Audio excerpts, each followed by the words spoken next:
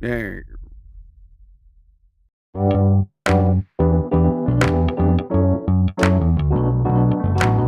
Powered by Riverside.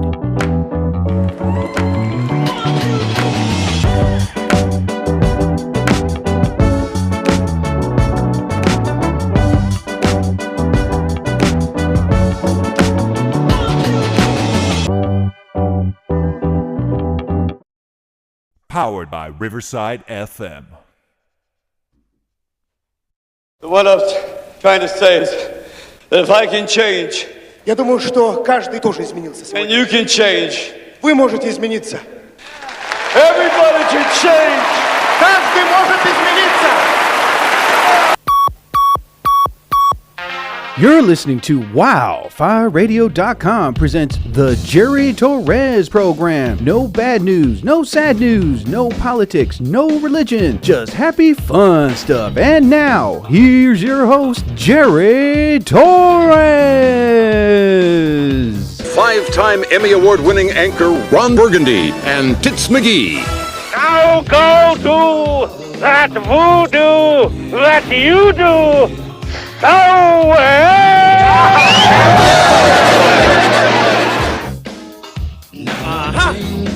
Obscure scene, take two. Action!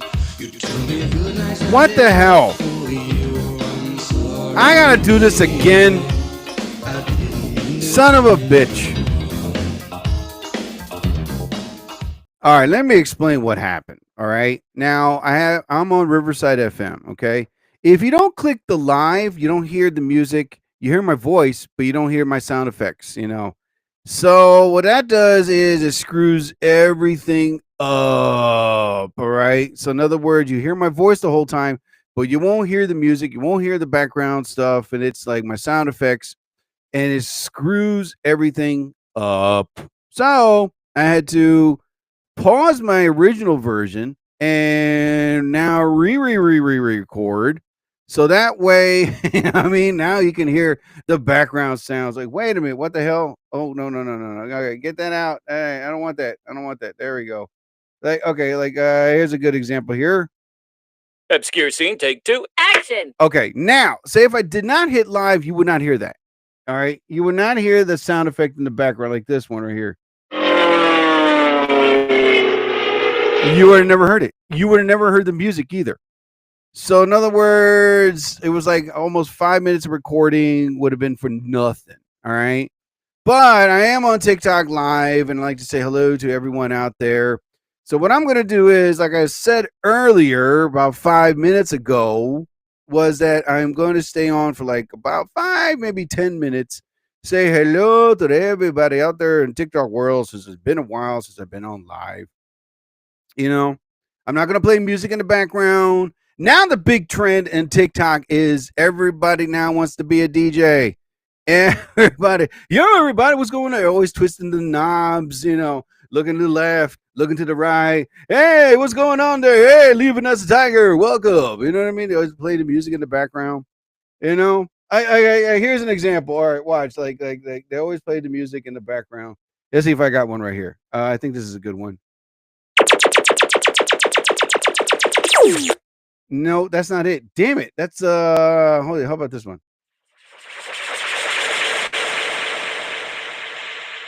God damn it. That's not the one that I wanted. All right, hold on. There we go. Some music. If I could get it, damn it. All right, here we go. Music. And this thing doesn't like me. Ah, damn it. All right, so basically everybody's getting a DJ equipment. They're turning the knobs, bopping their head, saying hello to everybody out there. What's going on? You know, and that's like the big trend right now on TikTok. It used to be the clickety clack, whispery sounds. You know, everybody. The most annoying thing ever, because now nobody does it anymore. It was a trend that came and went like a fart in the wind in Chicago. All right. So the whispering and the clickety clack of the noise and the scratching on the mic thing, that's now done. It's passe now. So then what was the next thing? Everybody had to dress up as their favorite character, you know, which is okay. You know what I mean? Nothing bad. You know, we had the water boy. We had the guy that looked like Urkel. And then the guy that looked like the Joker from The Dark Knight. You know, okay, you know. And now, the big thing is now everybody wants to be a DJ now. Everybody has to have the equipment. Watch, I bet you tonight or right now, there's somebody playing some good music in the background and bopping their heads and, what's up, people? And the echo in the background, the loud music, which is okay. You know what I mean? But it's a trend. It's going to be popular for like 3-4 weeks, maybe a month. And then that's going to die out, And now the next step is probably somebody going to be using 2 spoons as the next big thing or try something. Why is it my stuff is not clicking? God damn it. What the hell, man? Oh, my Lord. You see what I mean? See what I mean? This is what I got to go through. Okay. I'm going to keep clicking until it pops up. Damn it. There we go. Okay. So now I go in here. I go on there. Okay. So nothing there. Oh, I got it. Yeah. All right. So if I can get this. All right. Here. How about this one right here? All right, that was supposed to be beatbox guy, but and how about this one? Oh yeah. So now these are the guys on TikTok now with DJ equipment, trying to get everybody pumped up. You know what I mean? What's up, people? What's going on? Yeah, and they're singing along. They're twisting knobs. What the hell are they turning? That's the one thing. What the hell they're turning in the background? All right. It's not going to end. It's going to be like a 2-minute thing. Why the hell did I hit that? They're turning knobs like crazy. They're flipping a switch, And what are they turning? They're turning so many knobs at once and turning their heads left and right. Then they go to the mic and they give a shout out. Hey, Ziola, what's going on? Yeah. Now that's like the next big trend on TikTok Live that everybody now wants to be a DJ, which is okay. I have nothing against it. You follow a good trend, go for it. All right. But it's not going to last long. Sorry. Anyway. Okay. So now what I was talking about earlier that some people, again, on my podcast, there's no bad news, no sad news, no politics, no religion, just good, happy, fun stuff. But people were asking me about the conflict with India and Pakistan and Russia threatening Great Britain. It's people are like, are you worried about this? I'm like, no, not really. I work with Russians. I work with the British. I work with Indian and Pakistanis, and they're beautiful people. All of them. I love them. They're great. They're great conversationalists. When it comes to the Indian and the Pakistanis, they don't know our American sports except for American football, but when it comes to cricket, they are so knowledgeable. I'm like, good Lord, dude. Listen, God bless them, but when it comes to a sport that I'm not too familiar with, but I've seen, cricket game. What the hell? Oh, wait a minute. Sorry about that. Yeah, so this is not the intro to a cricket game. I don't know. That'll be awesome though if they did do it. If they do, that'll be awesome. Up to bat, Walter Tiddlewinks, and the crowd goes crazy when he steps up to bat,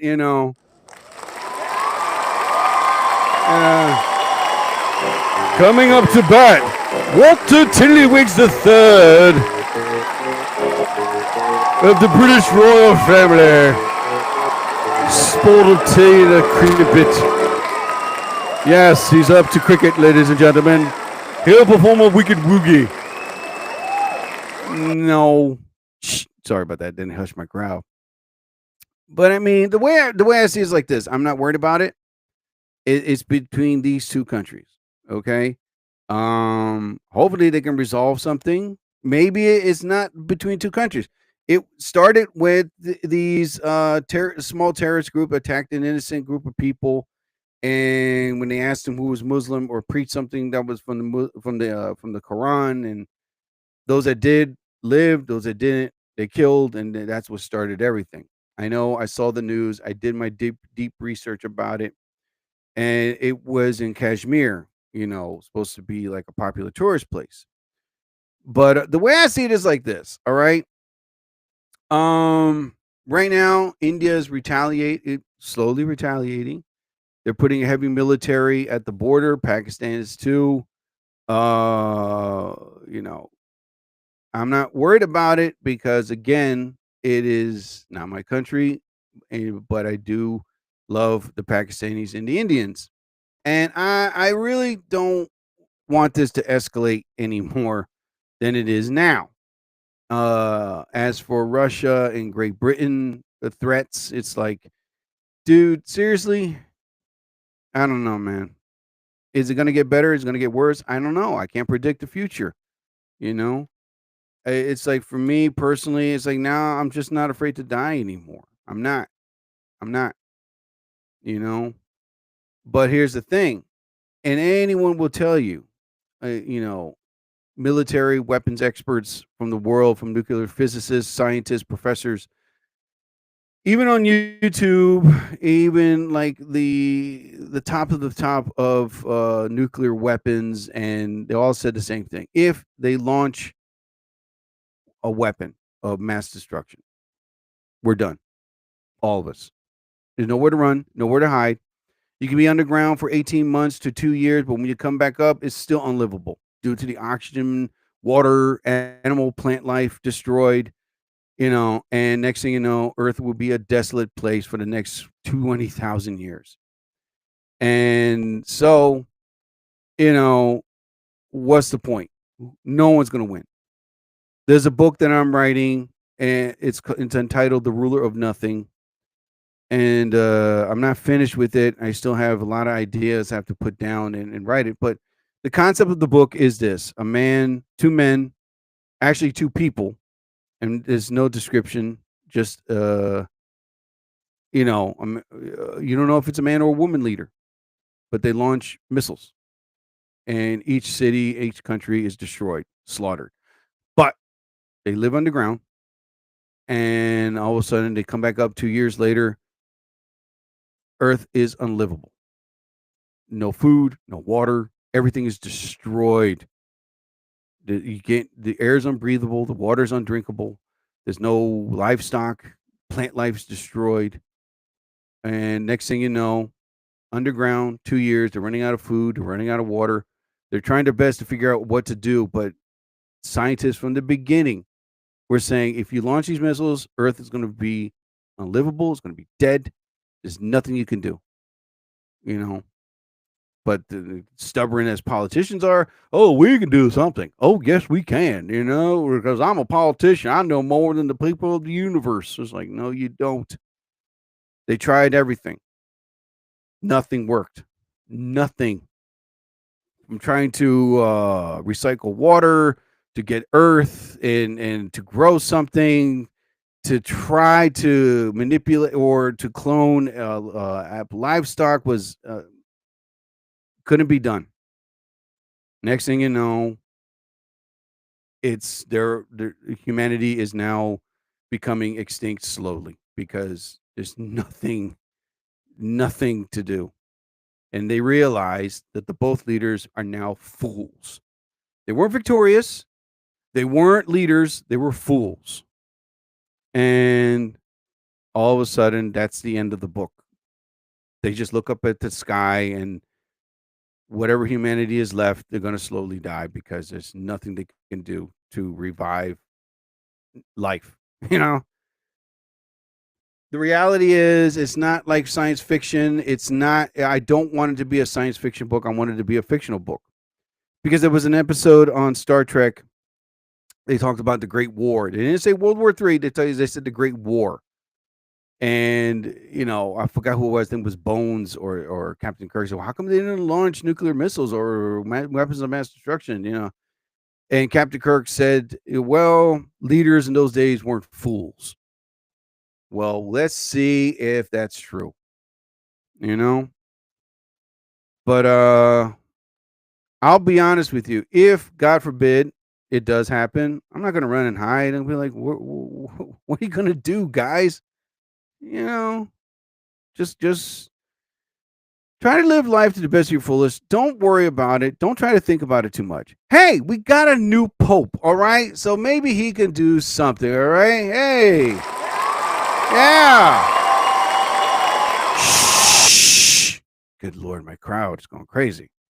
So we got a new pope. All right. So yeah, Pope Leo.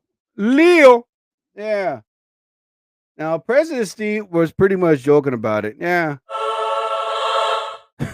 So don't me Padre Espíritu Santo Cristo. Oh my God.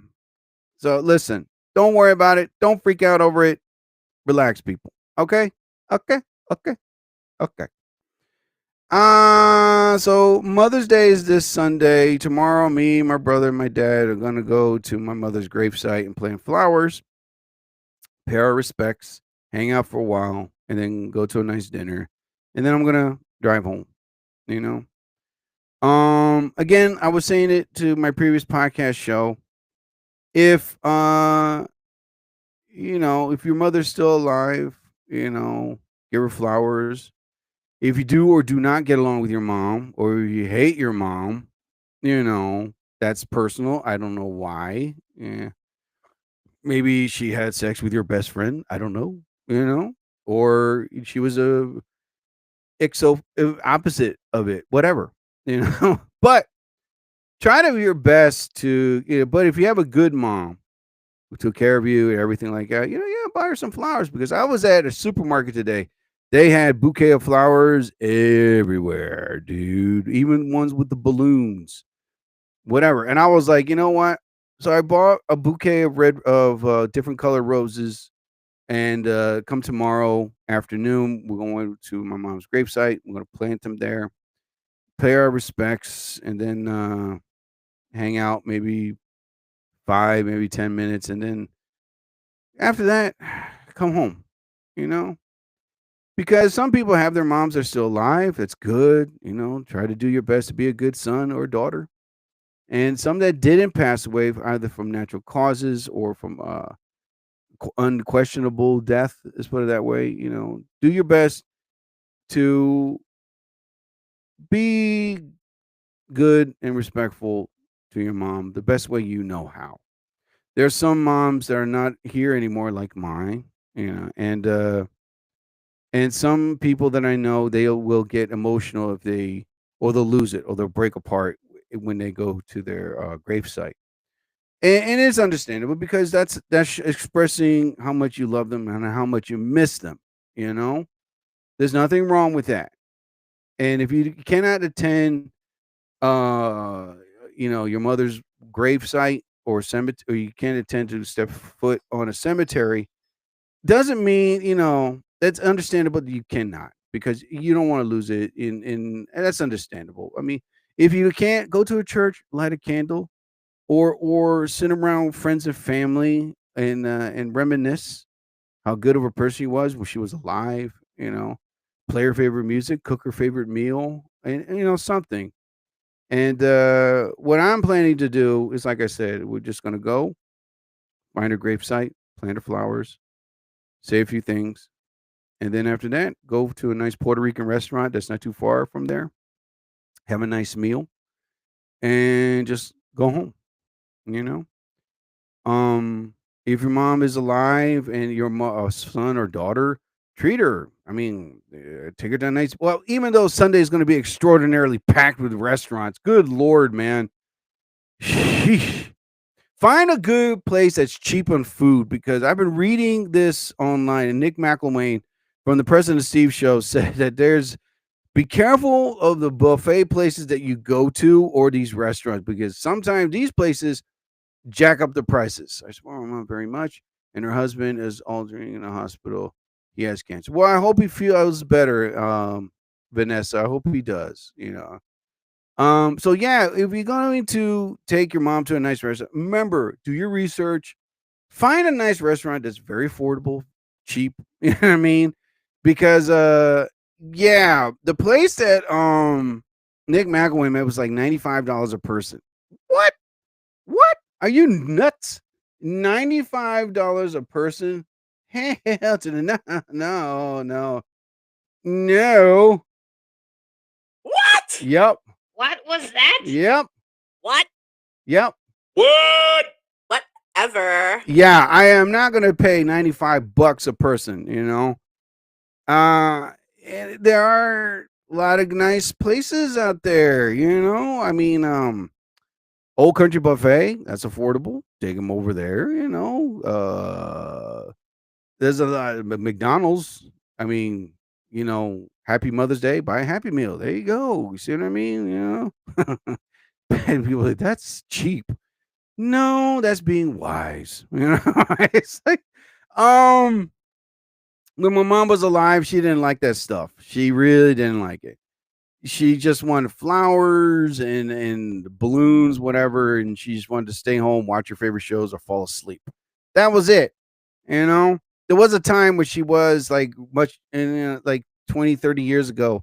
Take me to Atlantic City, and we're like, hey, the whole family would take her to Atlantic City because it was Happy Mother's Day. You know, that's what she wanted to do. So me, my dad, and my brothers, we all went to Atlantic City. And another year, she was like, I want to go to Philadelphia. We were like, why? We was like, why? Wait, I know I got a why here. Yeah, here we go. Why? God damn it! What the hell? What? There you go. Yeah. So spoiler. Take her somewhere, buy her food, buy her favorite meal, whatever. You know, do what you can to have a good Mother's Day. All right. And if you're a beginning mom or a veteran mom, if you let me rephrase it, if you're a rookie mom or a veteran mom, you know, if you have a newborn baby, that's still considered Mother's Day. But if you have kids who are teenagers and they have jobs, tell them to use their paycheck to spend on mommy. Okay, mani petties, new shoes, pay off her gambling debts. I have no idea. You know, whatever. You know, mommy owes money to people called the mob. You know, mom, you know you could bet online. I know, but Pablo and Vinny said I could get more money tax free. You know, it's like, oh God, oh my God. But anyway, yeah. So do what you can. Spoil. So Jaws, the 50th anniversary, is coming out to movie theaters next month. I'm really excited. I got my T-shirt ready, and I am definitely going to make my reservations to get my spot to watch this movie.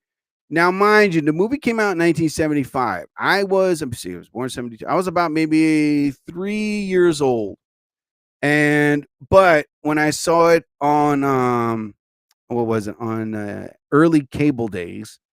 I was like, it blew my mind. My mom thought I was going to be scared. I was like, hell no, this was fun. And, you know, a shark attacking people. I was like, wow. I wanted to see it again, and I did.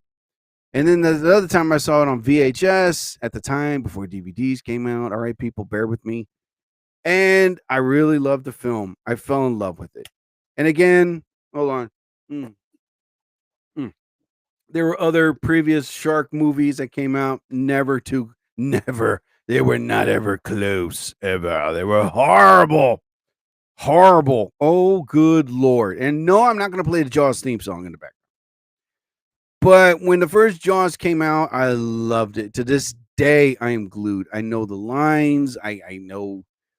I read the book, and the ending was different from the book. If anybody hasn't read it, I'll spoil it for you. He harpooned the shark to death when the mast was sinking. What's his name? Brody had the spear and kept, you know, jabbing the shark until it was dead, till it didn't move. Hooper died. You know, he did not live like in the movie. But in the movie version, they changed things around. I hate to say this, but it was much better. I mean, the explosion, even though Mythbusters destroyed it, you know, an oxygen tank cannot explode by a bullet, you know. It's like, come on, don't ruin it for me. You know, the shark bites like over more than 300 pounds. It's like, oh, good Lord. But anyway, it's a classic film. I cannot wait till it comes out in movie theaters. I'm going to watch it on the big screen. I mean, I did see Star Wars when it came out in the movie theaters, and let me see. Okay, good Lord, man. All right, 1972. Good Lord, I have to do my freaking math. I hate math. Math sucks. All right, I was 5 years old when Star Wars came out. And let me see here. All right. 75, 72. And I was 3 years old when Jaws came out. So when I was 5, I saw Star Wars, right? And I tell the story how it went. I was young, but my older cousin told me the story. May he rest in peace. But my mom didn't want us to go. I saw it in New York, in Queens, New York. I still remember. So what happened was my mom was freaking out. I wanted to see the film. My brothers wanted to see the film. My older brother was like, "Come on, come on." So my mom kept saying, "No, no, no, they're just babies." Blah blah blah blah blah blah. Typical mom thing, I would say it in Spanish, but I'm like, So next thing you know, my older cousins who were smooth talkers, like, "Yo, check this out." Smack. No, it didn't hit my mom. But it was like, listen, they persuade her. My aunt persuade her. Finally, they were like, okay, they can go, but more people. That's what my mom wanted. She wanted more people, more cousins, more relatives, more close friends because we were kids. They were afraid of like somebody would kidnap us and we would get lost. That was the deal. And yes, so it was my older cousins, their older cousin friends. And next thing you know, we had our own security team. So I remember, I forgot the name of the theater. I don't think it's there anymore, but the place was packed. And I remember I had to sit on my cousin's lap just to watch the film Star Wars, and it effing blew my mind, dude. I'll never forget that day. I was 5, but I do remember the crowds, the cheering, the breaking the maximum occupancy law there. Good Lord. But I had a blast and I wanted to see it again. And my older brother and my older cousins tried to get me, I mean, oh, they filmed it all up in space. It's like, really? That's why you can't read, you prick, But yeah, I loved it. So again, I was 3, so I couldn't see Jaws. I was too busy watching Hanna-Barbera cartoons when I was a kid at 3 years old. Yeah, I guess you could say. So I'm real ecstatic that Jaws, the 50th anniversary, is going to come out in movie theaters, and I'll get into it later on after I get off TikTok Live, because I have 10 things about Jaws that you didn't know about. Even though they made a documentary of the making of the film, like the Jaws had mechanical issues. It had 3 sharks, one of them named Bruce. They had mechanical issues. The weather was sucky. One of them was a little buzzed. The actors, like, one of them was buzzed. The other one was like wanted to have sex with every woman on the island.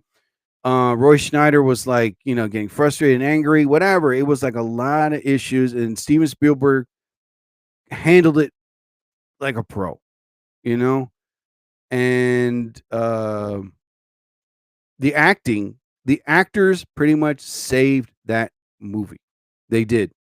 They really did.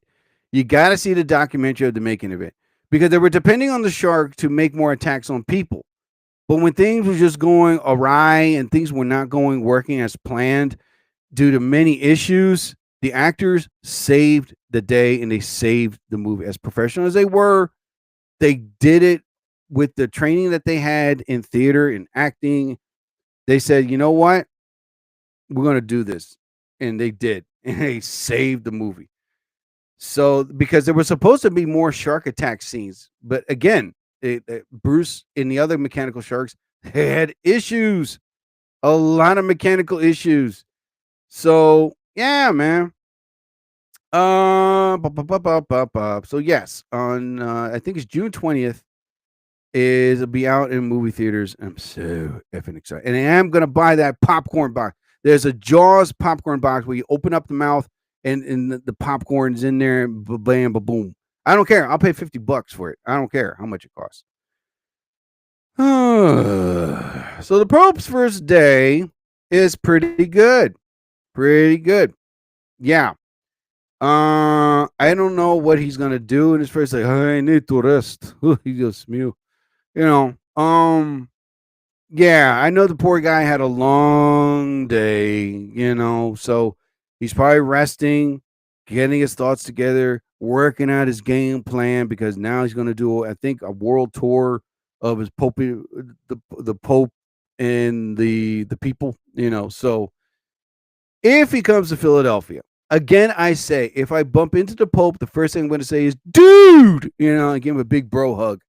Are you Catholic? Yes. Huh? Go figure, So, yeah, that'll be awesome. I would love to say dude to the Pope, like, not like, hey, dude. No, I'm talking about like, dude, like an excitement, and just give him like a big bro hug and sit down and say, so tell us, man, what's it like being a Pope, I don't know, man, but that'd be really cool. That'll be really cool. I could see myself doing that,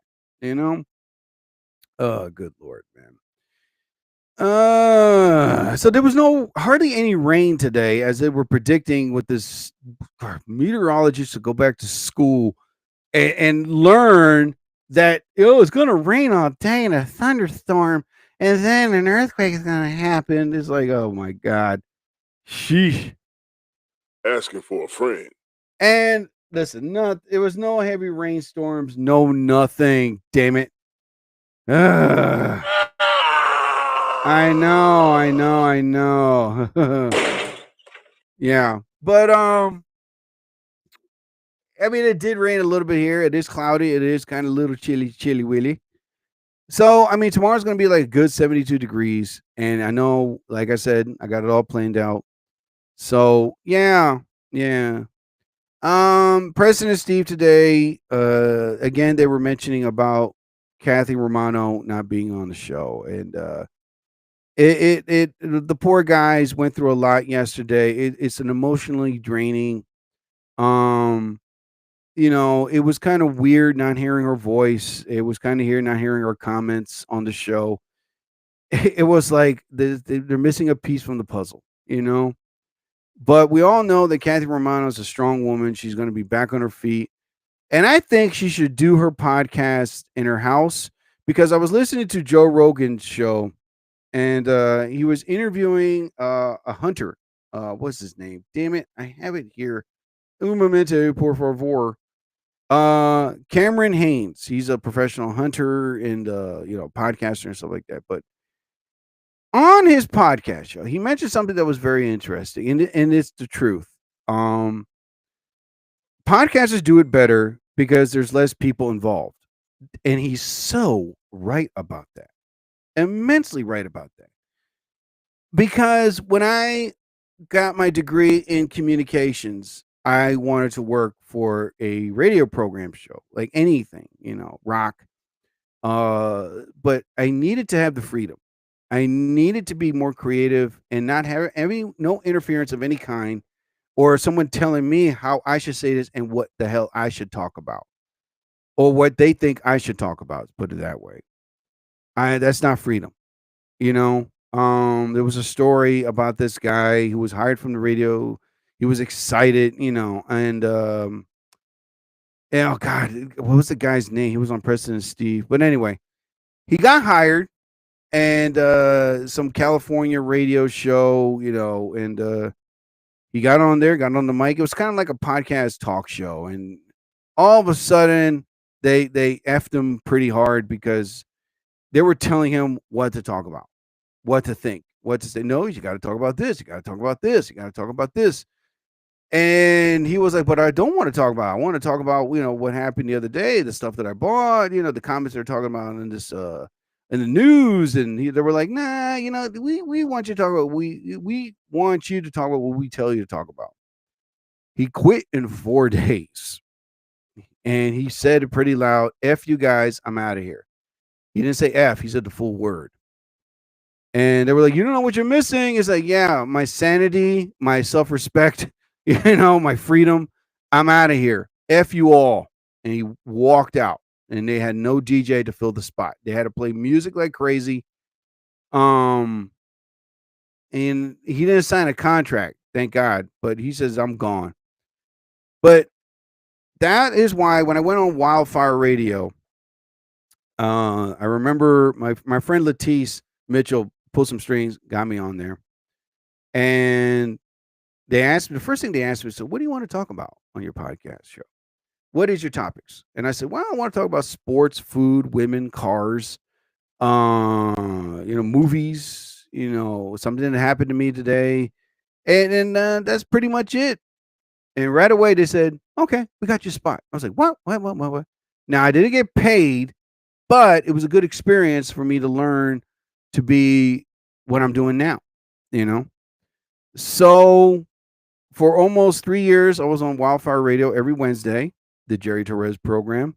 And the people at Wildfire were very good to me. The producers that I had, my assistant, I had an assistant, and the producer of the company.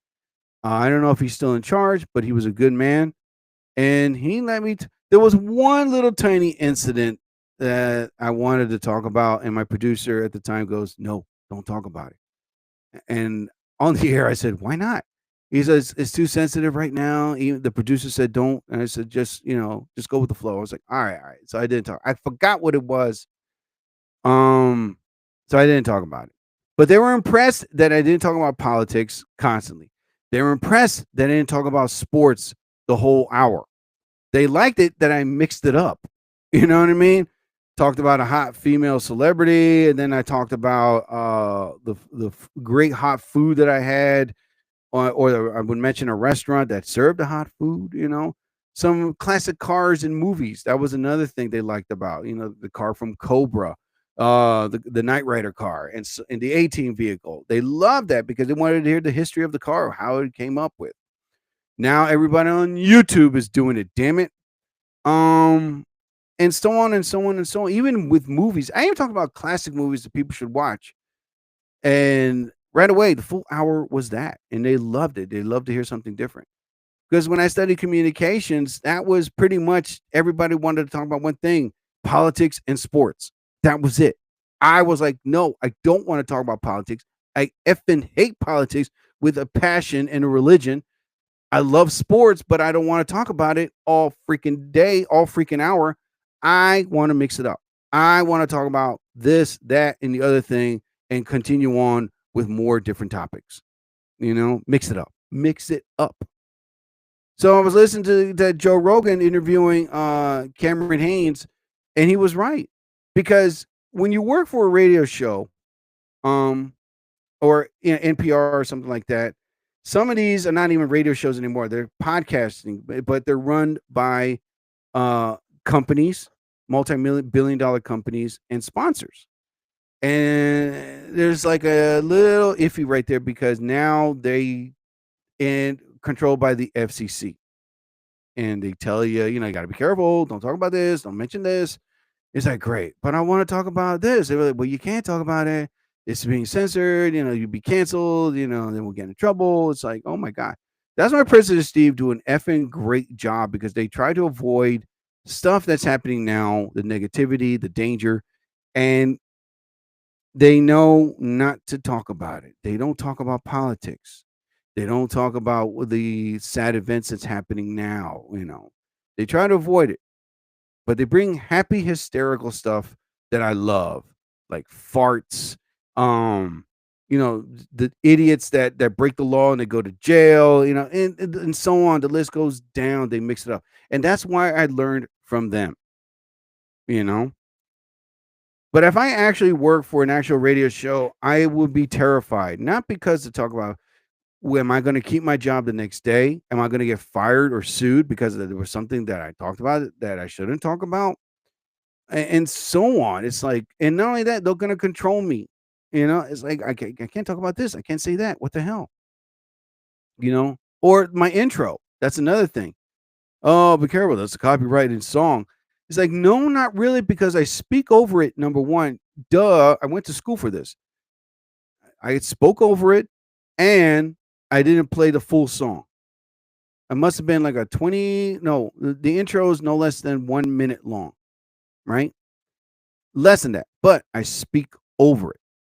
And next thing you know, the last 5 seconds is the song, and that way you don't have to worry about it.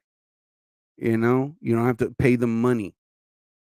But if I work for a radio show, you can't. We want you to have our intro.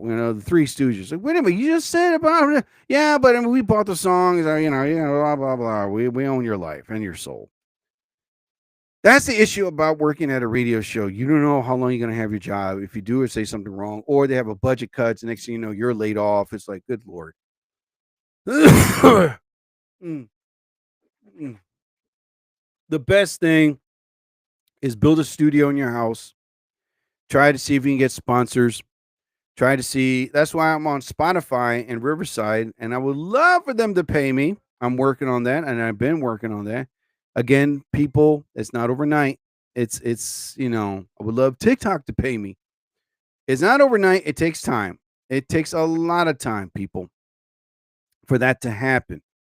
You gotta throw your face out there. You gotta do another video. You gotta have followers. I'm trying to have people to subscribe to my podcast on Spotify, so that way I can make money just like Joe Rogan's making money. That's another thing about that. People, oh, you're just going to do it because you want to be rich and famous. It's like, no, I want to be rich, but I don't want to be famous. Let me explain on that. I'm a private guy. I am. I don't want people knowing my business. I really don't watch Entertainment Tonight because I really do not care who ate ice cream, who ate a sandwich on a chair. That does not interest me. Oh, who's getting divorced? Who's dating who? F that. I don't care. And I tell people, all I want to do, work, get a paycheck, go home. I don't want to go to no club, no celebrity parties, or some celebrity event where it's only celebrities only. No. I just want to work, get a paycheck, go home. I'm a homebody guy. I like that. And for those people that are like, oh, but I want to eat caviar and ride in a golden limousine or a Bronco, whatever. It's like, no. How long is that going to last? Really? All it takes for you to say one thing or do something, and then and next thing you know, all that is gone. I mean, it's like you just work hard to F yourself, But yeah, so pretty much what Joe Rogan was saying is build your own podcast studio, build your own, try good topics to talk about, and be your own boss. You don't have anyone breathing down your neck or telling you what to do. And that's the episode. And the episode that I'm talking about, it's a brief topic, but it's number 2316, the Joe Rogan podcast, and he's interviewing Cameron Hanes. In other words, in the episode, it's like no less maybe 18 minutes into it, but he said it best. Podcasting is better because there's less people to be involved. So in other words, you're your own boss. You have your laptop in front of you. You can talk about it. You can upload it. That's what's great about Riverside FM, and Spotify. Sorry, Spotify. So, yeah, just be your own boss, man. You don't have someone breathing down your neck. I had some people say, how do I, like my comedic buddy, Tim Grill, he wanted to start his own podcast, right? And contacted me, and he goes, what do I do? How do I do it? And I told him about Riverside FM. If you go on YouTube, there are 2 or 3 people that made a great video on how to start on Riverside FM because they're affiliated with Spotify, and they show you step by step on how to record, how to upload, and and next thing you know, you got your own podcast. And I haven't heard it yet.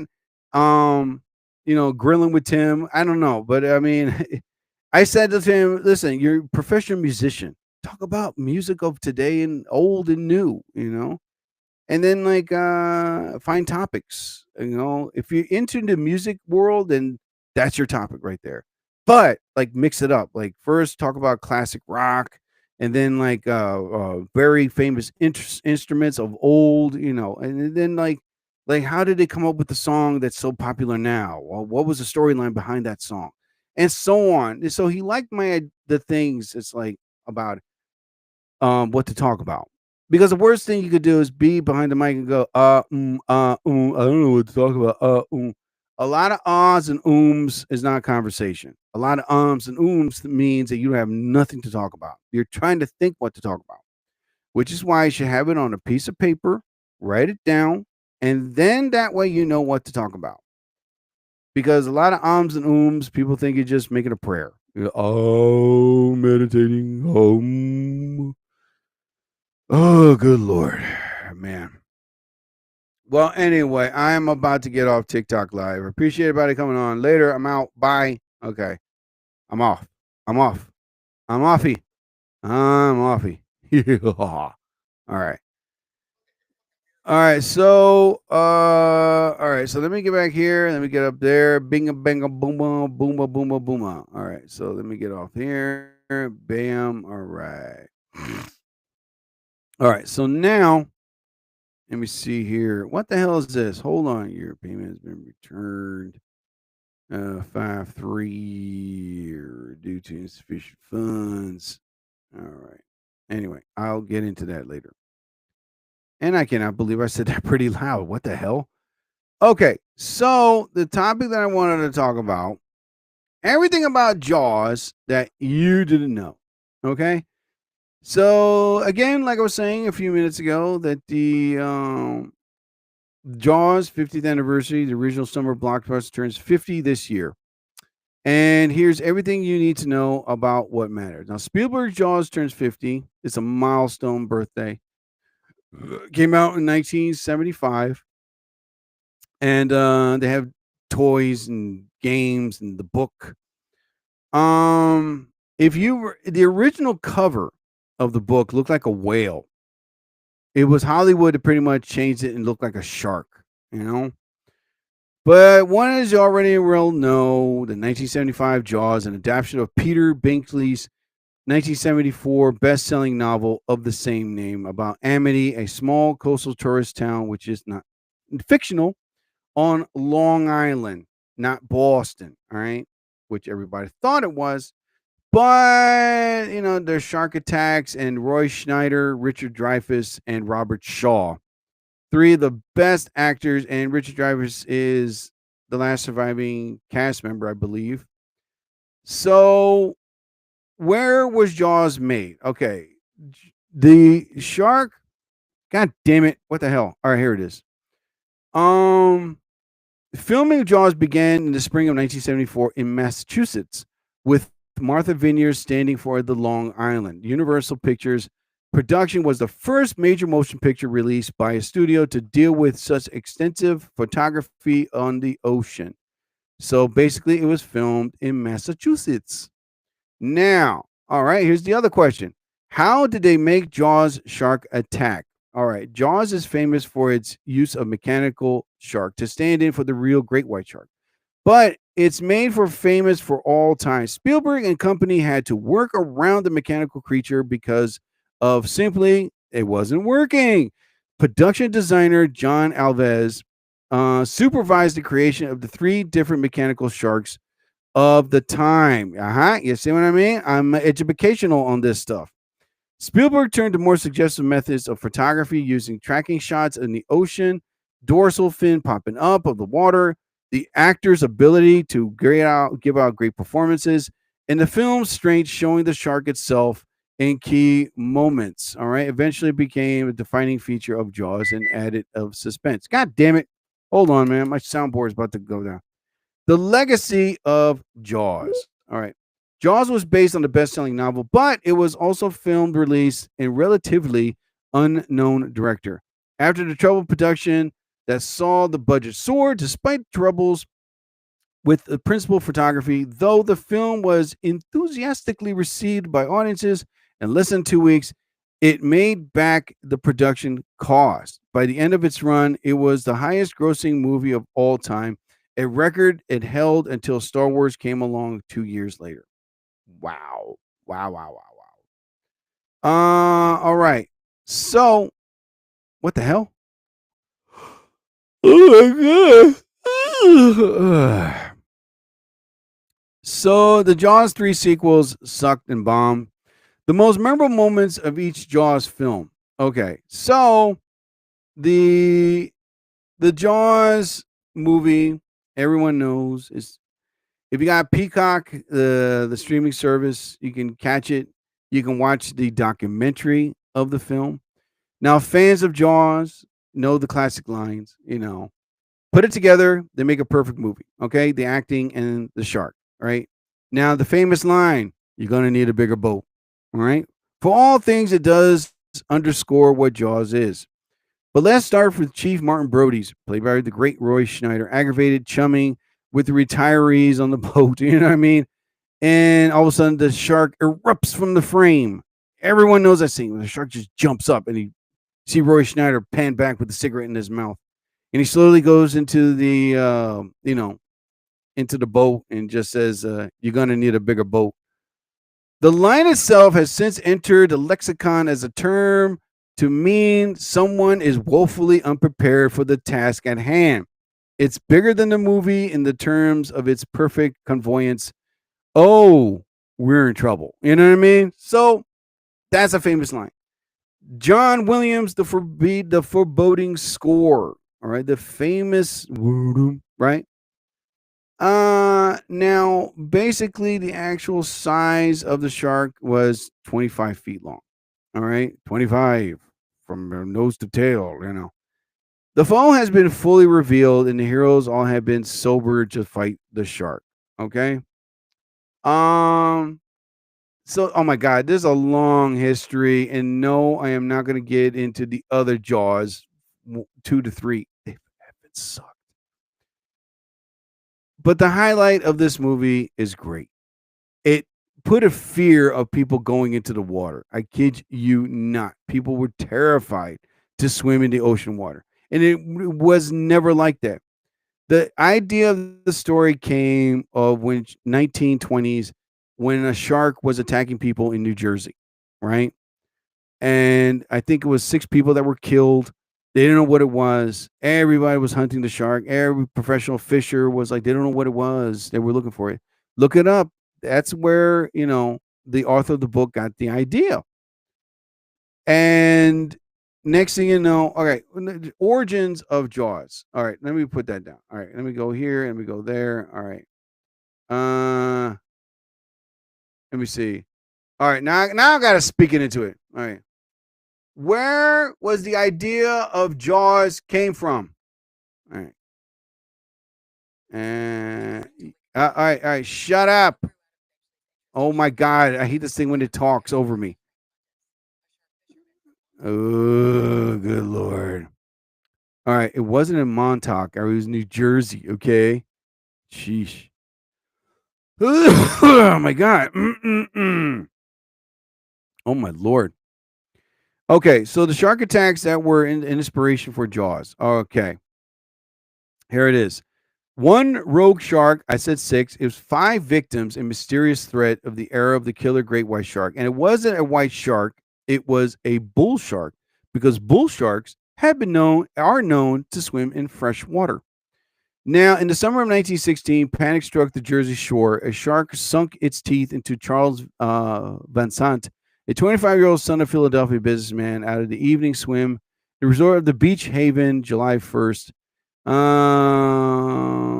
But it said in New Jersey. Oh my God. Let me go back. What the hell, man? Jesus Christ. All right. I got to go up slowly. Matawan, New Jersey. There you go. So this all happened in Matawan, New Jersey. And it took a group of people to finally hunt it down. And they did catch it. And a photo from 1916 of a man and this catch a 300-pound, 10-foot bull shark. All right. So it was at the time, that people were being attacked. 5 people were killed. And to this day, it's kind of like a tourist site, that area, because there's like what does it have? It's like a memorial there. Yeah, and then that's what started, the whole story of people getting attacked by a shark. And they never expected people would die. There was a professor from New Jersey at the time said, "Oh, sharks are dorsal kind animals." Boy, were you proven wrong, dude. Yeah. The terror back in those days in 1916 was let's go kill some sharks. And people didn't even know what the predator would cause the attacks at first. Though there were some theories about what it was. They thought it was like a killer whale. They thought it was like a turtle. I'm not kidding. They thought it was a turtle. Really. Have you ever seen a turtle attack a person? You know, I'm going to shred you to pieces. I am opening my mouth ever so wide. I'm a dangerous great white turtle. Anyway, so they had all these theories. They thought it was an eel. They thought, but when it turned out that the people that saw other people getting attacked, they said it was a shark. And scientists at the time didn't know about bull sharks swimming in fresh water. So, like hundreds of people were going to canals and rivers and throwing dynamite and shooting at the water. People on boats. So finally, they caught the bull shark, and like in the movie, when they cut open the gut, then when they cut open the gut of the bull shark, they found human remains, and it turned out this was the shark that was killing people. And next thing you know, book was made, the movie was made, and now it's classic. So they gotta get inspiration from somewhere, people, and that's a shark attacking people. What the hell is this? No, I'm not gonna click it because if I do, I'm gonna be logged off. It's gonna piss me off. But anyway, like I was saying, people, I'm real excited that a movie that I love is coming back out to movie theaters, and I'm also glad that I have a lady to come with me to watch it with. That way, I won't be alone and scared. Good God. Anyway, so whatever you do, do what you can. Make reservations. Ow, damn it. Real quick though, Bentley was aware of the 1916 attacks, but as part of his book, he had done some looking back at the attacks. It was inspirational to him in the terms of getting the feeling of the social terror. The first Jaws movie was a masterpiece in capturing those feelings. Okay, so beyond that, it was a book, it was made, it was done, now it's a classic. So basically, people, the only thing I could say is this: June 20th, the 50th anniversary of Jaws is coming out. If you're a grandparent or starting parent and you have teenagers, go make your reservations. Go see it on the big screen because I have my shirt ready and I'm going to wear it the day the movie comes out. And I know I'm gonna say the lines from the movie. I know, but I'm not gonna say them aloud. I'm just gonna say them in a whispering manner. So I'm really excited. So go out, make your reservations, go see the classic Jaws, people. You won't regret it. Take a bite out of it. Get it? Take a bite out of it. oh my God.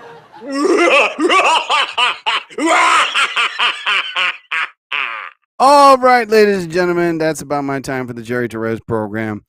I like to say that I am also an accomplished author. I have written a book entitled Chinese Food for Breakfast.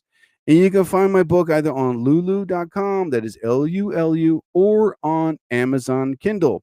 And it's a book about fun, people. Not only it's not about politics or sad stuff, it's a book about fun. You can download the book, read the book anytime, anywhere on your phone, tablet, or your laptop. And it's an ebook. You can just download it, people. Then the book is only $4. So you're not going to be breaking the bank. All right. So download the book today and enjoy a good read. Also, listen to my good friend Latice Mitchell's podcast show, Tice Talk. It is making a comeback. Damn it. There we go. All right. So download her previous podcast shows. Her podcast show is hysterical. She talks about life. She talks about family. Talks about people. She talks about it on her podcast. She also talks about it on stage, and she makes it hysterical. So go find her previous podcast shows either on TikTok, Instagram, or on YouTube. Find them, listen to them, and enjoy them. Latice Mitchell's Tice Talk.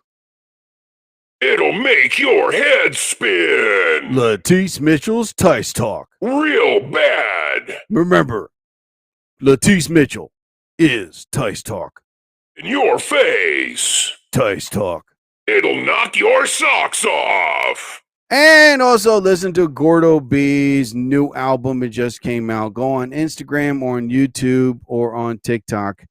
I haven't had a chance to listen to it, or I heard a couple songs. But what I should have done, and I didn't do it because I know I'm not going to put the speaker next to my phone, but I am going to advertise it. Go listen to Gordo B's new album, or if you want, listen to his previous songs, 20% of Happiness. Find his music, listen to them. It's finally good, original, classic hip hop that lyrics you can understand too. So find Gordo B again on TikTok, Instagram, or on YouTube. And Gordo B is spelled GORDO dot big letter B. And speaking of music, go listen to Funky Times. Yeah, this band is great. They mix it up with jazz, funk, rock. They know how to do it and do it right and make it original. I found this band on TikTok, and I love the way they just play their music. It's so smooth, so awesome and original. If you're interested in hiring them to play at your certain venue, look them up, send them a message on TikTok, Instagram, or on YouTube. You won't regret it. So Funky Times is great. I love their music, and I use their music to close my podcast. And a 3, and a 2, and a 1, and a 1, 2, and a 3. All right, ladies and gentlemen, thank you for listening to another edition episode of the Jerry Torres program. As I always say towards the end of my podcast, whatever religious figure you believe in, may you be blessed. I bid you all a fondue. I'll be back. So I ask you all, please don't go changing. I'm gone, get gone, and bye.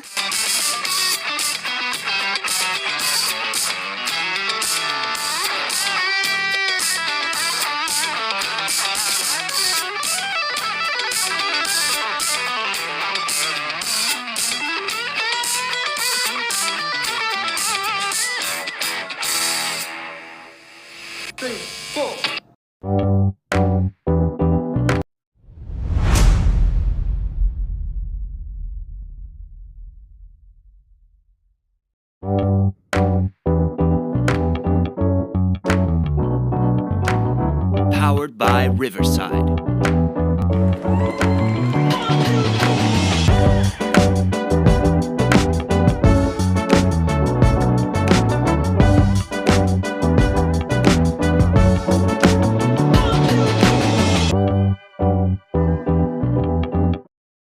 Powered by Riverside FM. You just heard the Jerry Torres program on Spotify and on Riverside FM. Plus, you can listen to him in other podcast affiliates. Subscribe to his Spotify show. Go to Spotify.com, find the Jerry Torres program, and subscribe. Plus, listen to his other podcast previous shows. Download the episodes, listen, and enjoy.